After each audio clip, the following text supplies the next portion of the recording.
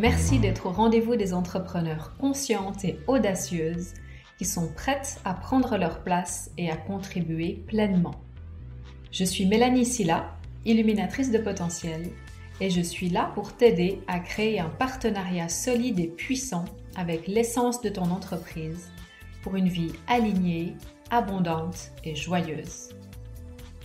Aujourd'hui, nous allons parler d'engagement et des résistances qui peuvent se présenter face à cette énergie de l'engagement. C'est une thématique qui est très importante, autant pour toi, là où toi tu vas t'engager, autant pour pouvoir accompagner tes clientes et tes clients et t'aider à identifier cette résistance à l'engagement qui peut se présenter chez eux. Je discutais de cette notion avec une cliente cette semaine qui s'apprête à passer d'un modèle où elle propose ses séances à l'unité à une forme de programme ou de forfait et qui propose donc un engagement à plus long terme à ses clients.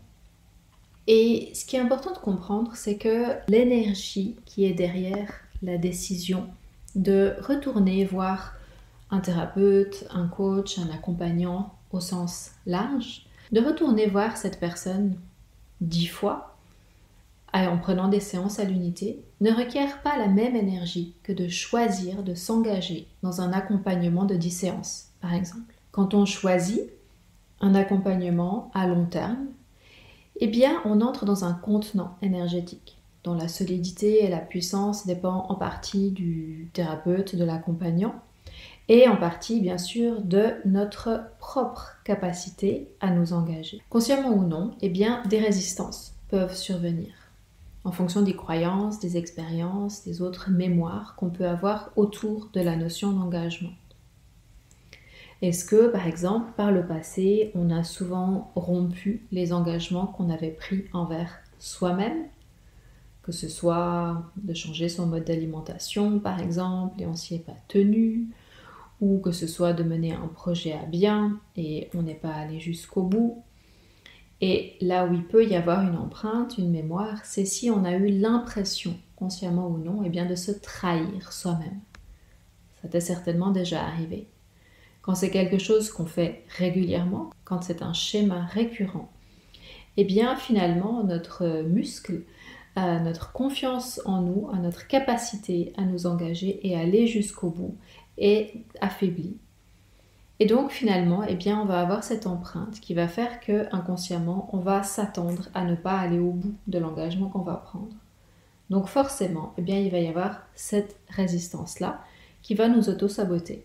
Il est possible aussi que la notion d'engagement rime pour soi avec une énergie d'enfermement, là aussi en fonction des expériences qu'on a pu vivre par le passé.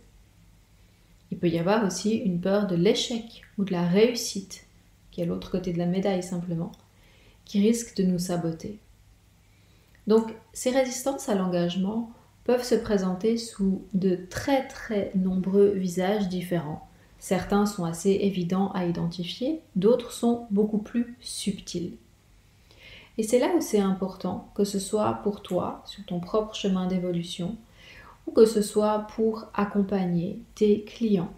C'est capital d'être en mesure d'identifier ces résistances à l'engagement et de pouvoir ensuite s'accompagner ou accompagner la personne à les reconnaître, elle aussi, et à les transcender. Cette résistance à l'engagement, elle peut se présenter soit avant le début de l'accompagnement, avec des objections, par exemple liées aux tarifs, aux conditions, à l'objectif qui peut ne pas être clair.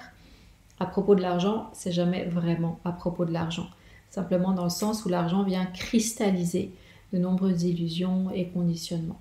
Mais c'est une objection qui se présente souvent et qui peut être un signe de résistance. La résistance à l'engagement, elle peut aussi pointer le bout de son nez pendant l'accompagnement.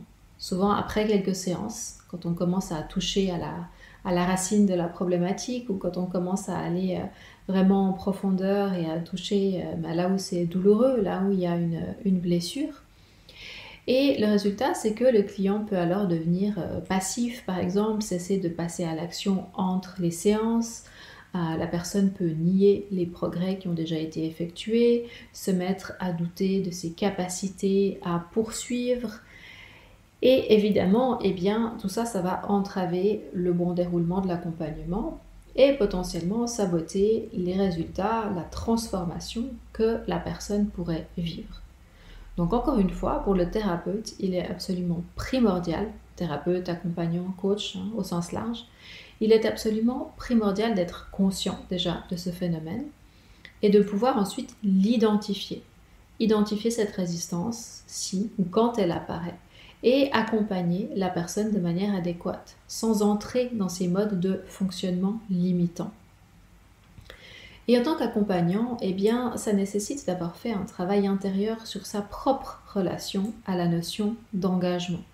Ça nécessite d'aller voir où nous, on a peut-être encore des résistances à l'engagement, où on a peut-être encore des mémoires, qui fait qu'il pourrait y avoir un effet de miroir avec nos clients. Donc, ce travail intérieur de la part de l'accompagnant est évidemment primordial pour pouvoir l'aider à accompagner adéquatement son client. C'est important aussi pour l'accompagnant d'avoir une énergie assez solide pour que le client se sente en sécurité lors de ce passage, quand la résistance apparaît. Et de bien comprendre aussi ce qui se joue sans se faire prendre au jeu. Donc bien sûr, ça nécessite de la part de l'accompagnant d'être très attentif à ce qui se passe et d'être à même de montrer à la personne, de mettre le doigt finalement sur ces différents visages de la résistance qui peuvent se présenter. C'est d'ailleurs une des raisons pour lesquelles, dans la formation certifiante aux Annales Akashiques Soul Journeys, on explore en profondeur les notions de résistance, justement, les notions d'effet miroir, les notions de transfert et de contre-transfert, là où des relations peuvent se rejouer inconsciemment. Parce que, c'est vraiment important qu'au-delà d'acquérir les compétences nécessaires pour accompagner d'autres personnes dans leurs mémoires akashiques, dans le cadre de cette formation, et de s'assurer que la personne fait vraiment ce propre travail de transformation intérieure, c'est important de s'assurer que les participantes ressortent avec les outils et l'expérience nécessaires afin d'accompagner leurs clients avec un haut niveau d'intégrité et d'efficacité. Ça leur permet aussi d'incarner cette énergie solide dont je parlais. Et c'est toujours intéressant de voir que, quel que soit le nombre d'années d'expérience préalable des participantes avec d'autres méthodes d'accompagnement, c'est toujours un des moments forts de la formation, quand elles repartent avec vraiment une compréhension bien plus approfondie de leur mode de fonctionnement et de celui de leurs clients et de toutes ces manières justement dont les résistances, les effets de transfert, etc. peuvent se présenter chez leurs clients. Donc vraiment l'invitation pour toi ici, c'est d'aller explorer ton propre lien, ta propre relation avec l'engagement, ta propre histoire aussi, tes expériences passées par rapport à cette notion d'engagement, de t'engager envers toi-même et de pouvoir ensuite observer, être à l'affût, être à l'écoute de ces signes de résistance qui peuvent se présenter chez tes clients. Si tu es prête à aller aussi loin dans ta propre transformation et dans ta qualité d'accompagnement, je t'invite aussi à rejoindre la prochaine session de formation aux Annales Akashiques Méthode Soul Journeys qui débute prochainement. Tu as aimé cet épisode de l'Activateur d'Audace ? Abonne-toi à ce podcast pour ne pas manquer les suivants. Et pour aller plus loin, je t'invite à te rendre sur www.melaniesilla.com où tu trouveras encore davantage de ressources pour une vie d'entrepreneur joyeuse et abondante.